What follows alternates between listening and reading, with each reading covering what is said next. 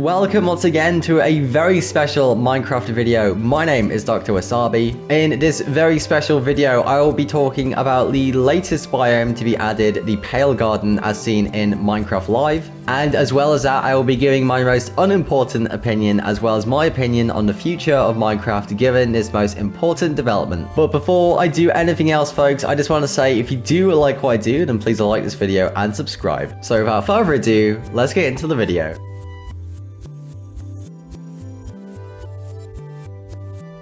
So, as of the 28th of September 2024, the Pale Garden has been revealed as Minecraft's next biome update. Now, of course, this is divided into two sections. We have the biome itself and, of course, the mysterious creaking mob that is appearing in the biome as well. Now, going into the biome, the color coordination is completely monochrome. The Pale Garden is more of a pale forest with hundreds of trees as inspired by willow trees and hanging Spanish moss. Now, in the developer commentary, there is a big emphasis on providing a contrast away from the other biomes by making a very horror-oriented atmosphere and aesthetic. And part of this aesthetic is in the sound design. So if you walk through a Pale Garden during the daytime, it is completely silent. In combination with the daytime, the nighttime serves as a build-up of atmosphere, you know, having sort of snapping twigs, you know, bits and bobs of environmental and sound storytelling, which really sort of picks up your senses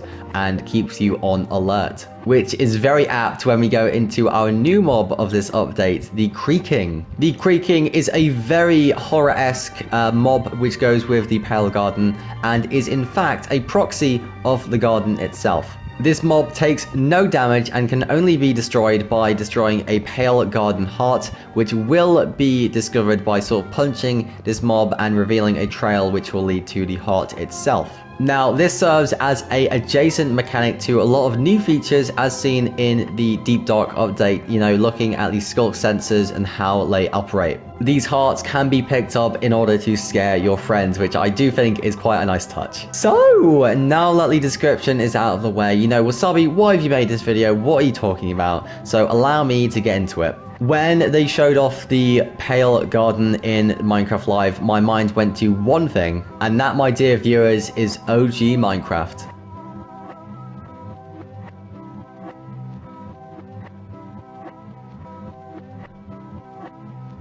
So, folks, for those in the know, I am a Minecraft player of about 12 to 13 years. You know, do not be surprised, this youthful vigor hides a very old and stinky man. Now, I'm only joking about the old and stinky part, but I have been playing Minecraft for a very long time now. And I'm sure I can relate to a lot of people when I say there is a part of Minecraft that the game has forgot somewhat up until now, and that is the horror aspect of the game. Now, it is safe to say that there have been an abundance of videos talking about the horror aspects of Minecraft, especially in the older versions. The lack of biomes, mobs, blocks, and the sort of constant fog created a very liminal and horror aesthetic that was very unintentional, but created a straight nostalgia trap. Now, this is purported by one of Minecraft's most famous images, and that is, of course, the Minecraft Herobrine picture. Now, when I look at the Pale Garden, I do see that the developers, at least in my opinion, are trying to go back to that longing that players have for the OG aesthetic of Minecraft and the sort of horror atmosphere that it did build up. In my opinion, I do see various similarities between the sort of horror aspects of OG Minecraft, you know, the early alpha versions, and of course the Pale Garden with the lack of sound, especially if it's foggy. My word, what an atmosphere. And this time you actually do have something following you. But yeah, that's been my opinion. Now, there have been some critics of this new update already, and I'm going to go into some of the criticisms for this biome.